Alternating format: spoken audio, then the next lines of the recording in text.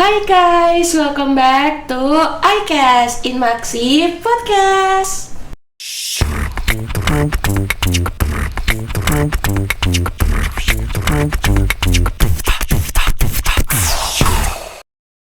Hai guys, welcome back to iCast in Maxi Podcast. Di sesi kali ini kalian bakal dipimpin oleh aku, yaitu Sagita. Sebelumnya tak kenal maka tak sayang, maka aku perkenalan dulu. Nama aku Agnes Ratu Sagita. Aku dari Departemen Litbang dan aku kebagian untuk menjadi staf pengembangan. Nah, aku nggak sendiri nih. Hari ini aku ditemenin sama pemateri yang kayak kita semua udah tahu, udah terkenal banget, satu UPI. Apalagi baru lolos ya Kang di finalis Putra Putri Bumi Siliwangi. Ya. Apresiasi betul. Mohon doa restunya juga ya. Ya, mengharumkan nama akuntansi ya Kang. Betul. Terus tapi mungkin balik lagi ya Kang ke statement tak kenal maka tak sayang. Mungkin masih ada yang belum kenal dengan Kang Fatur, walaupun kemungkinan kecil banget. Aku persilakan nih Kang Fatur buat memperkenalkan diri Kang Fatur dulu. Oke, terima kasih. Halo teman-teman semuanya. Perkenalkan, nama saya Muhammad Fatur Rahman, lebih akrab dipanggil Fatur. Saya dari akuntansi angkatan 2019 dan saya aktif juga di DPOI Maxi di Komisi 4. Gitu. Wah, Komisi 4 tuh salah satu komisi yang menaungi salah satu departemen juga Litbang ya Kang. Jadi aku ngerasa takut nih ada supervisor gitu. Santai aja. Oke, hari ini ya Kang kita tuh mau ngebahas suatu hal yang kayaknya mahasiswa tuh masih banyak bertanya-tanya nih, terutama mahasiswa semester 3 atau semester 5 yang udah mau terjun ke program ini, yaitu Kemdikbud baru aja ngerilis suatu program pendidikan yaitu namanya MBKM. Betul. Merdeka Belajar Kampus Merdeka. Nah, kita kan tahu nih ya Kang Fatur tuh adalah pribadi yang aktif banget. Masya Allah. Dan kayaknya Kang Fatur juga udah ada nih di program MBKM ini sendiri. Betul. Mungkin bisa nih Kang Fatur sebagai salah satu yang pernah merasakan program tersebut menjelaskan nih MBKM tuh apa sih ke mahasiswa-mahasiswa yang lain gitu. Oke, mungkin yang bakal Fatur obrolkan sekarang bukan satu hal yang mutlak betul atau salah ya, tapi ini yang Fatur ketahui dan Fatur rasakan sendiri bahwa MBKM ini satu program yang membebaskan sebetulnya mahasiswa pun universitas untuk mengembangkan potensi-potensi yang dimilikinya gitu. Jadi sesuai sama harapan Kemendikbud bahwa memang universitas ini bisa lebih adaptif lagi terhadap perkembangan zaman sekarang, apalagi teknologi yang udah makin canggih ya. Makin canggih, kemudian masalah-masalahnya pun yang lebih complicated lagi gitu. Makanya Kemendikbud menciptakan program ini supaya mahasiswa bisa lebih berkembang, bisa lebih adaptif lagi terhadap situasi yang ada. Kemudian diciptakanlah satu konsep Merdeka Belajar Kampus Merdeka, sehingga benar-benar konsep merdeka sih kalau menurut aku, yang nggak terpatok sama administratifnya gitu. Kayak misalkan sekarang aku prodi akuntansi yang non pendidikan ya, tapi aku bisa mengajar, ikut lewat kampus mengajar, terus aku bisa magang 6 bulan di perusahaan manapun yang aku mau selama memenuhi syarat dan ketentuan ya. Terus aku juga bisa ikut studi independen, kayak bisa belajar di program studi lain, di universitas lain pun bisa lewat MBKM ini. Terus kalau nggak salah tuh ada program yang namanya IISMA gitu kalau nggak salah, yang bisa ke luar negeri juga. Jadi yang benar-benar MBKM ini tuh membebaskan kita untuk belajar apapun dan dimanapun selama sesuai dengan syarat dan ketentuan yang sudah ditetapkan gitu. Oke. Terus ini ya, kalau nggak salah kan Kang Fatur waktu itu udah ngikut salah satu programnya tuh Kampus Mengajar ya? Betul. Waktu itu udah turun juga. Mungkin bisa nih Kang Fatur ceritain pengalamannya Kang Fatur waktu lagi berkecimpung di Kampus Mengajar ini, dan juga pengen tahu dong pendapatnya Kang Fatur. Kalau kegiatannya Kang Fatur tuh udah mencerminkan belum sih kemerdekaan dari belajar itu sendiri? Oke, kalau berbicara pengalaman soal kampus mengajar ya, jadi waktu itu memang kenapa aku ngambil kampus mengajar sebagai program di MBKM, sebetulnya ini kan program yang bertolak belakang sama disiplin ilmu yang lagi kita geluti ya. Kalau berbicara akuntansi kan kita audit, pajak gitu kan, pembukuan, yang mana kerjanya tuh di belakang layar, di kantoran gitu. Sedangkan program kampus mengajar ini mengajarkan kita gimana caranya, gimana rasanya jadi tenaga pendidik di satu instansi pendidikan gitu. Aku ngambil ini karena aku mikir kayak kalau misalkan nanti udah lulus, kemungkinan aku jadi guru kan kecil. Karena aku ngejarnya ya samalah sama kakak-kakak aku yang udah lulus pun teman-teman aku yang sekarang kalau ditanya goalsnya jadi apa kan kebanyakan jadi auditor, terus kerja di kantor pajak atau konsultan pajak, apapun itu aku juga punya mimpi yang sama untuk kesana gitu. Makanya aku ada kesempatan kampus mengajar ini aku ambil. Kenapa? Karena aku pengen ngerasain juga gimana sih sebenarnya jadi tenaga pendidik di institusi pendidikan gitu, mau di SD, di SMP gitu. Dan kemarin aku ditempatin di SD dekat rumah juga. Aku kan domisili di Cimahi. Kemarin ditempatinnya di Cimahi juga, di SD Negeri Lewi Gajah 6 Kota Cimahi. Dan itu benar-benar wow. Struggle banget sih karena ngadepin anak-anak SD yang bener dalam masa pertumbuhan, kemudian rasa ingin tahunya gede, apalagi 2 tahun ke belakang kan kita dihadapkan dengan COVID ya. Jadi pendidikan mereka bisa aku bilang tidak mengalami proses secara penuh. Karena kan nggak ketemu teman-temannya, nggak ada interaksi sama gurunya gitu, dengan kitanya nggak ada interaksi. Makanya mereka yang masih harus disesuaikan, masih harus kayak diam, nggak boleh gitu, nggak boleh gini gitu. Jadi kayak wah, struggle banget sih. Terus juga karena kan tujuan dari program kampus mengajar ini membantu mengupgrade sekolah yang akreditasinya masih di bawah A untuk bisa mencapai A gitu. Jadi kemarin itu benar-benar sekolah yang sebetulnya kalau Kota Cimahi masih bisa dibilang kota ya, bukan satu kabupaten. Gitu, maksudnya bukan yang pedalaman banget kan. Cuma benar-benar kerasa vibes-nya tuh begitu masuk jalan ke yang mau sekolahnya. Jadi kayak jalan besar nih, kayak di Gerlong, terus masuk gang gitu kan. Itu tuh begitu masuk gangnya tuh udah kayak beda vibes gitu loh. Udah beda culture gitu. Yang pas aku datang ke sekolahnya, itu benar-benar dihadapkan satu kondisi yang gini ya sekolah di kampung. Bukan artinya diskriminasi beda lokasi ya. Cuma maksudnya memang benar-benar kampung deh. Percaya nggak percaya, belakang sekolah tuh langsung bukit dan sawah. Jadi kita kalau istirahat tuh ke belakang tuh sawah, bukit gitu. Jadi benar-benar ngerasa vibes di kampung. Terus orang-orangnya juga masih yang kayak apa ya? Kalau aku tanya ke guru di sana tuh orang tuanya belum terlalu aware terhadap pendidikan. Jadi kayak ada nih pernah satu kasus, aku kan kebagian juga jaga piket ya, karena waktu itu di semester genap kemarin kan masih belum full sebebas sekarang ya. Jadi kayak masih harus semprot hand sanitizer, cek suhu tubuh. Aku kan jaga piket di dekat gerbangnya. Terus ada anak keluar, "Pak, mau izin keluar dulu." "Mau kemana?" "Samper temannya ini," disuruh bu gurunya. "Oh iya boleh." Terus disamper lah. Balik lagi tuh mereka nggak nambah, yang keluar 2 orang, balik lagi cuma 2 orang. Terus aku tanya, "Kan mau nyamper temannya, mana temannya?" "Nggak ada pak, kata neneknya masih tidur." Terus aku yang kayak, "Ibu, kan anaknya mau sekolah, mau nuntut ilmu, kalau masih tidur udah jamnya sekolah, logika kita dibangunin gak sih?" Iya, dibangunin kan? Cuma saya, dia yang kayak, nggak ada, anaknya masih tidur, dibiarin gitu loh. Jadi kayak belum semua aware terhadap pendidikan, walaupun memang ada kasusnya, ada lagi yang anaknya nggak mau sekolah sampai diseret sama ibunya, kayak bener-bener bring back memories kayak kita zaman dulu kan. Ada juga ya temen yang kayak sampai harus, "Iya sok sama mama ditungguin di depan kelas," dia bilang gitu. Kayak sampai guru-gurunya tuh datang, "Kenapa nggak mau sekolah?" "Iya pak, PR-nya tuh acan," dia bilang.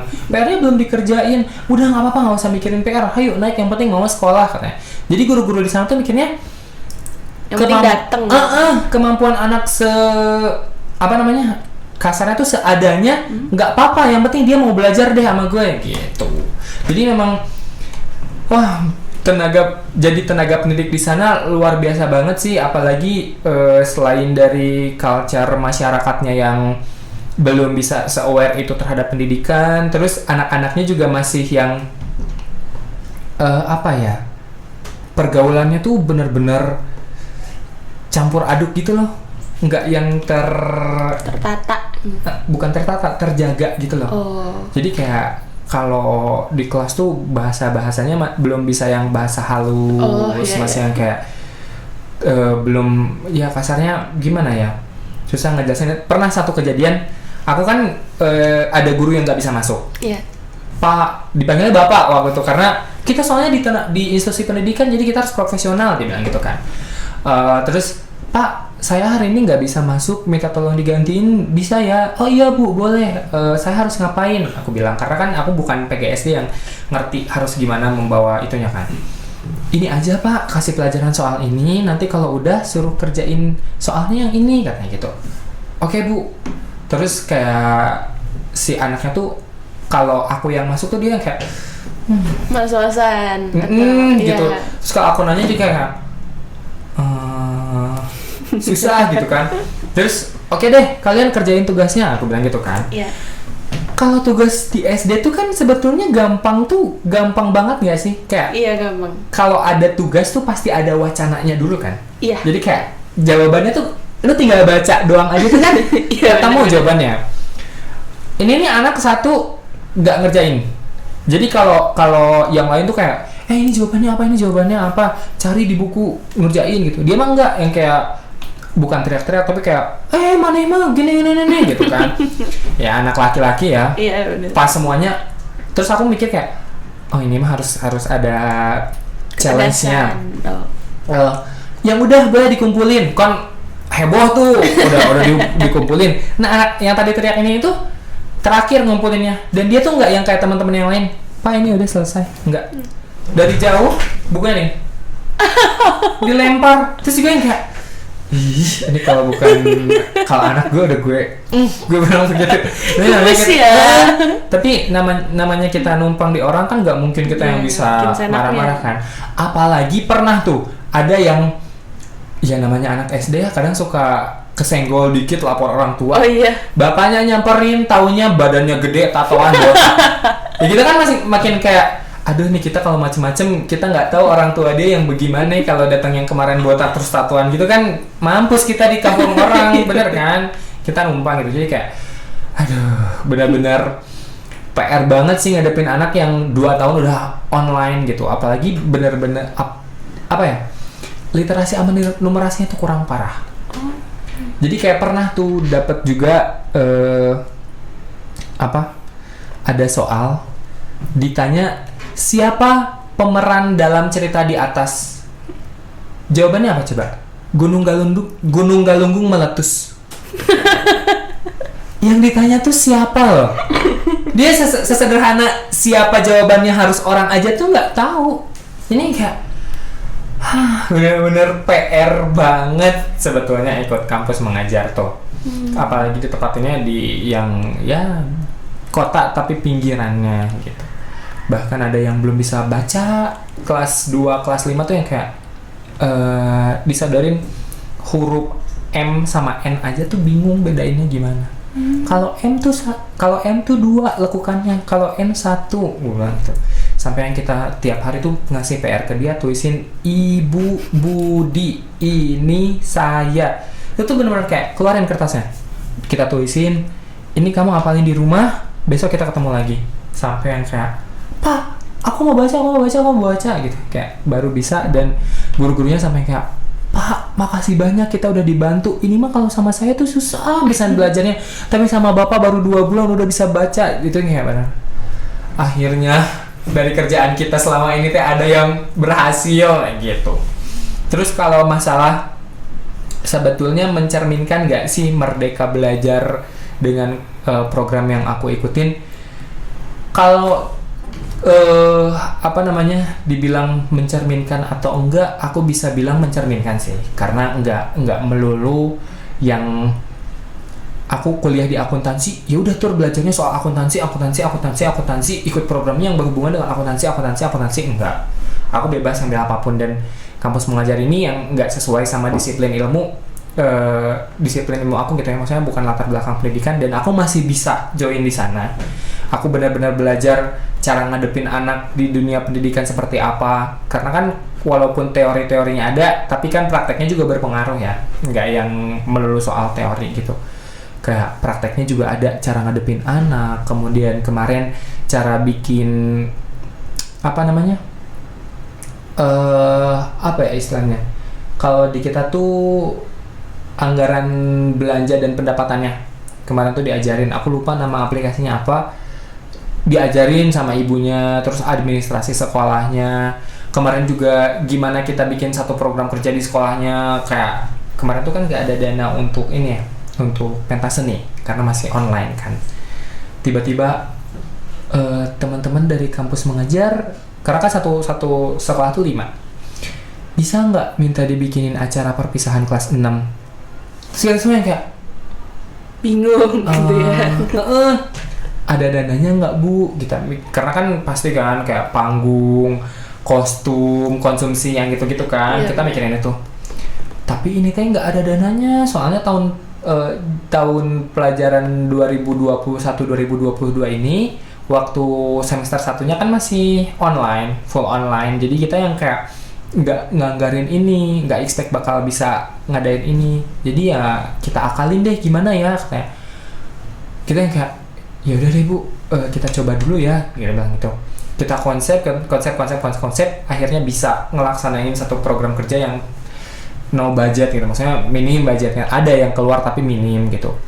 Terus kayak walaupun memang ada beberapa pihak yang bukan beberapa pihak sih, tapi kayak prodi kita nggak bisa ngekonversi, bukan nggak bisa ngekonversi sih, kemarin bisa tapi belum ditangani secara penuh, mungkinnya harus dipertimbangkan lagi, apalagi terkait kampus mengajar kan tidak relevan terhadap program mata kuliah apapun ya di kita, kecuali KKN mungkin bisa, walaupun nggak dikonversi tapi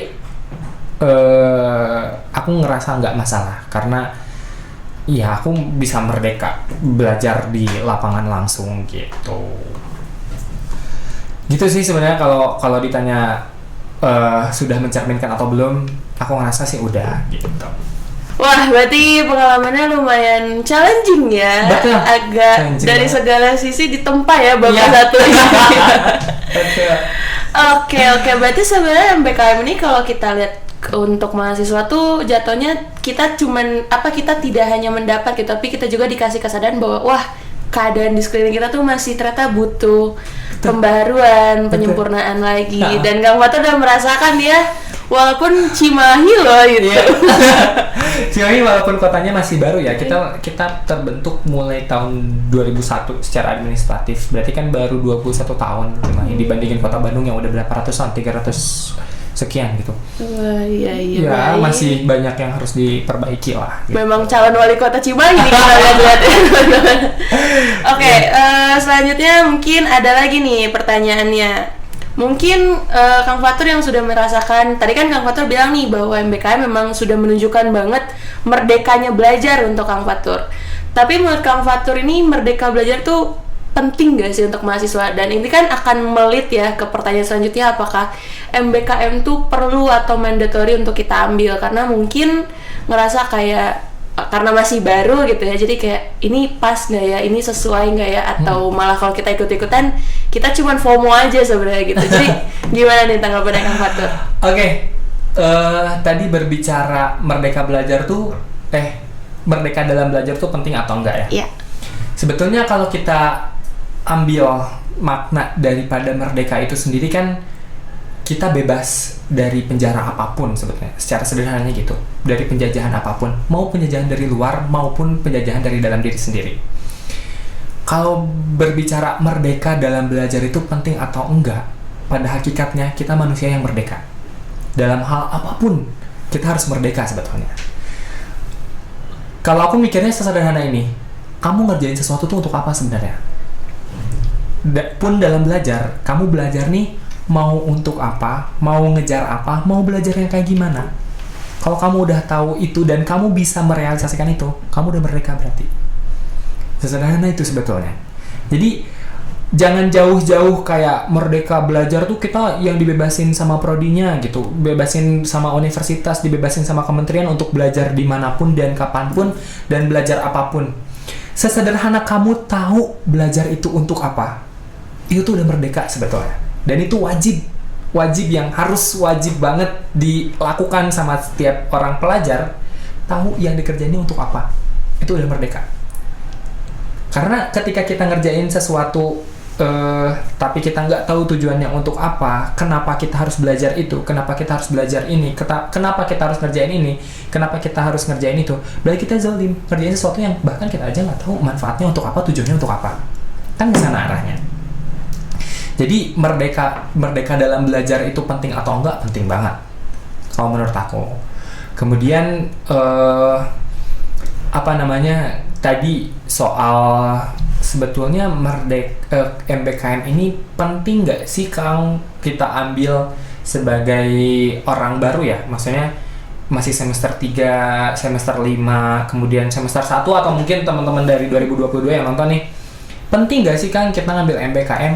Aku nggak bisa jawab itu penting atau enggak karena sesuai dengan tujuan kamu kuliah ini mau nyari apa. Kalau aku kemarin ngerasa kita nggak pernah ngalamin, maksudnya aku bicara sama diri sendiri ya, kita nggak pernah ngalamin P2M yang benar-benar terjun ke lapangan, karena waktu kepengurusannya 2018 kan masih online, P2M-nya pun online.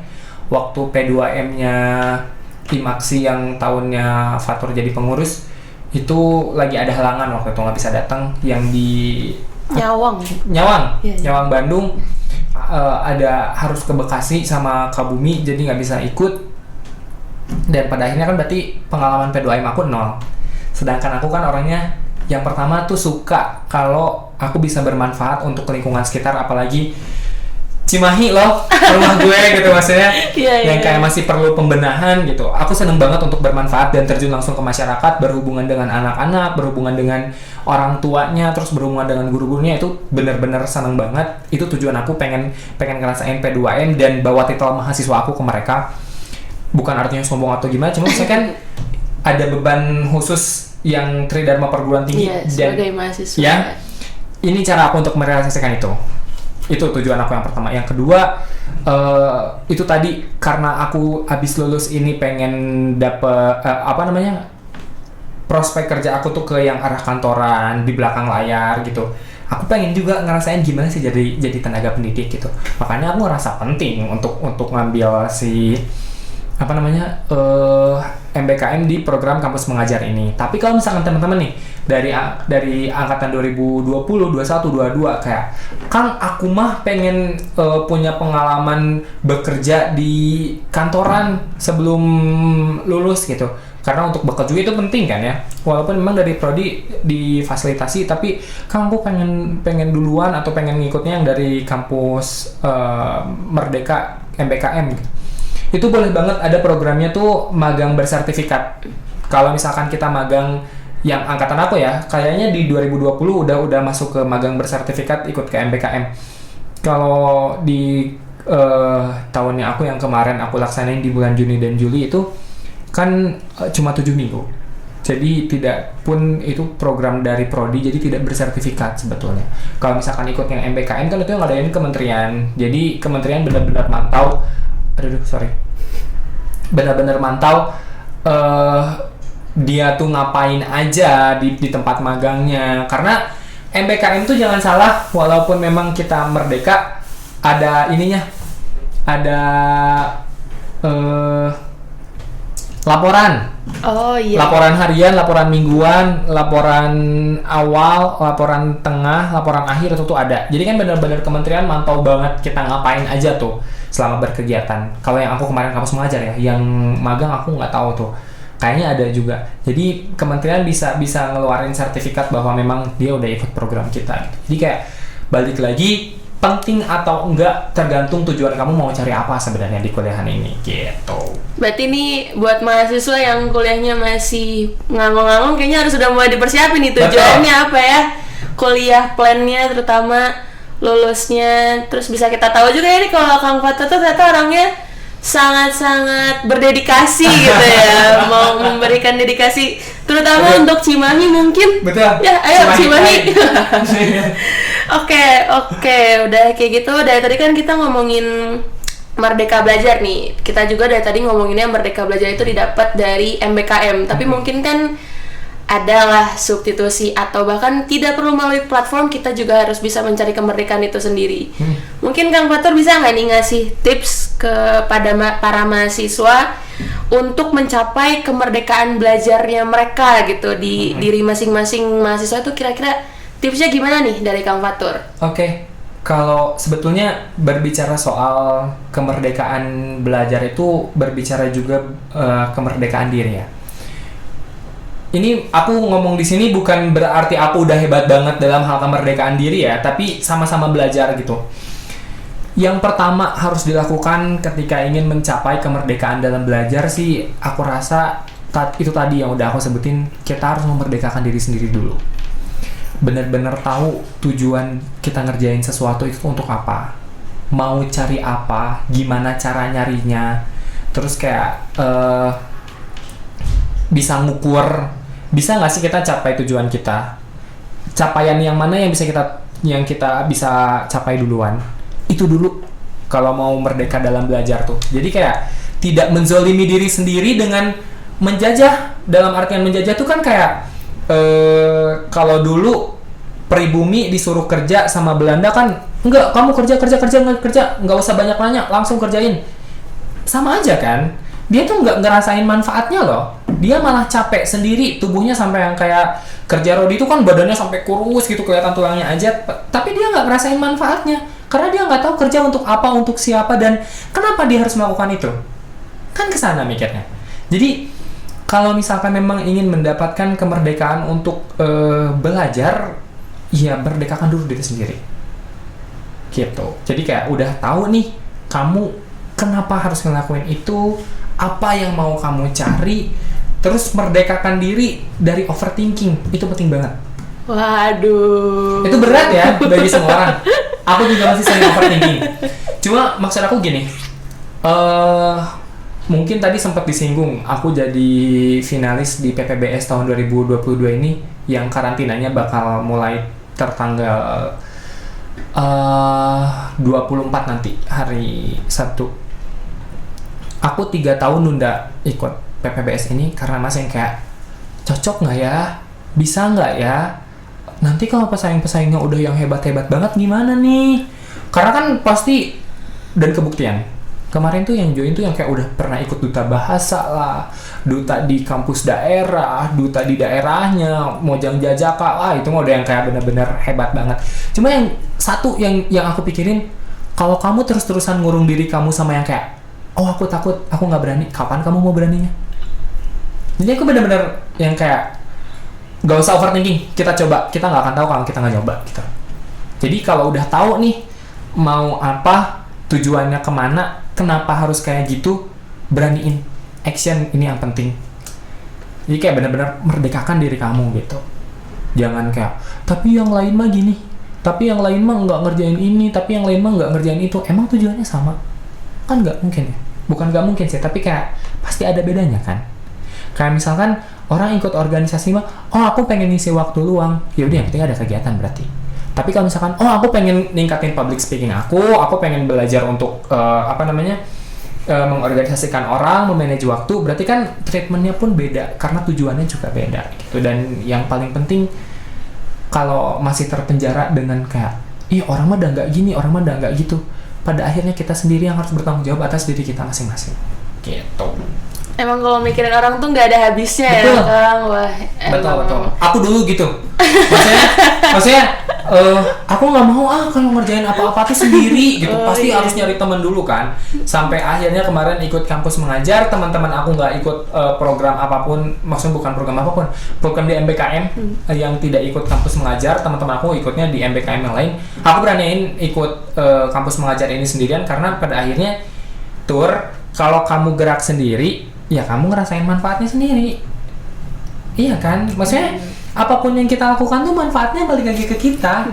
Kalau kamu terus-terusan mikirin orang lain, jadi kayak orang lain terus orang lain kan udah pada merdeka ya, maksudnya merdeka tuh kayak ya udah bodo amat Fatur mau ngerjain apa ya gue mau pengennya kasih ini. Nah kan berarti aku yang masih ngikutin ke dia tuh yang kayak dia mau udah ke Jerman istilahnya, aku masih stuck di sini gitu kan, nggak bisa gitu. Jadi kayak bener-bener oke Tur, gas, pengen apa gas, selama itu bermanfaat dan nggak menyalahi norma-norma yang ada gitu. Wah, berarti nih mungkin perlu mahasiswa catat ya, kalau MBKM tuh bukan tentang soal akademiknya aja, cuman pembukaan juga buat diri kita sendiri. Mungkin Kang Fatur yang biasanya harus dikerumunin dengan orang-orangnya bisa sendiri. Wah, hebat banget nih, nggak salah jadi tugas BPJS ya, PBBS ya. Aduh. Oke, udah kayak gitu mungkin udah cukup panjang juga ya obrolan kita. Sebelumnya nih Kang Fatur, mungkin kan MBKM itu ada sosialisasinya nih dari Kaprodi atau misalnya dari dosen-dosennya. Kang Fatur ada nggak nih kayak nambah-nambah nyari info MBKM, atau mungkin ada tata cara sendiri supaya meyakinkan diri, oh MBKM-nya ikut ini itu di mana aja tuh pertimbangannya? Kalau pertimbangan di mana? Maksudnya ke informasiannya gitu. Oh, informasinya. Kalau informasi sih MBKM udah benar-benar terbuka di kampus Merdeka. Aduh, aku lupa websitenya apa. Pokoknya ada websitenya khusus dari Kemendikbud. Itu benar-benar tiap program tuh diterperinci kayak tujuannya apa, kegiatannya ngapain aja, syarat-syaratnya apa. Di situ udah ada di websitenya. Satu home base yang satu website itu banyak. Nanti dialihin lagi ketika kamu mencet itunya.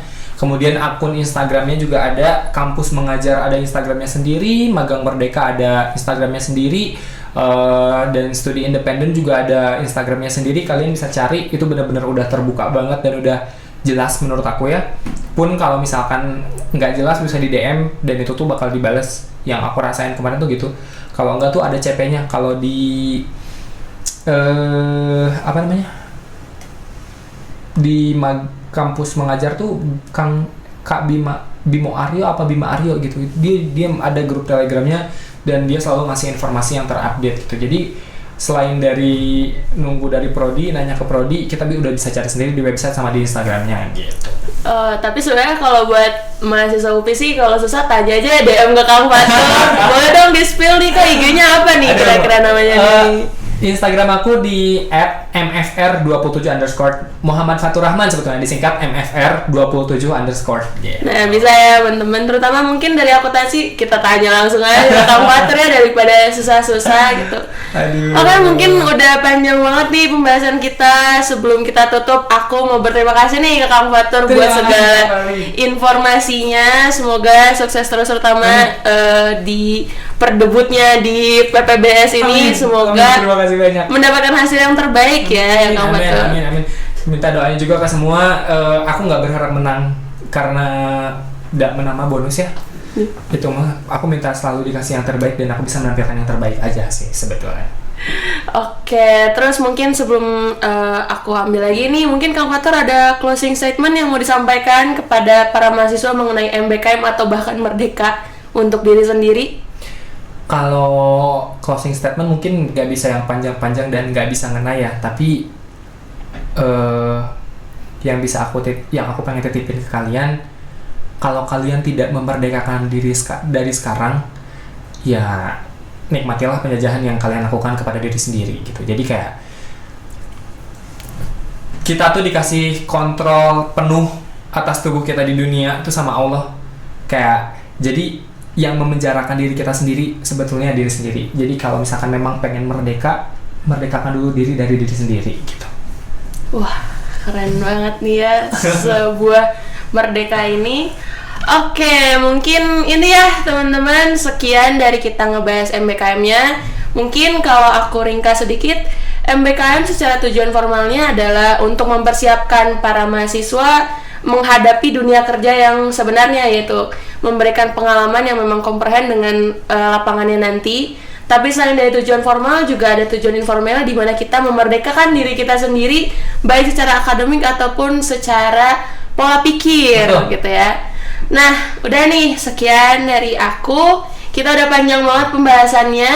Semoga apa yang kita bahas di sini bisa menginspirasi atau bahkan memberikan informasi dan pencerahan kepada seluruh mahasiswa yang mendengarkan podcast ini ya Kang ya. Betul. Oke, mungkin sekian aku dan Kang Fatur pamit undur diri. Sampai ketemu lagi di IMAXI Podcast selanjutnya. Bye bye.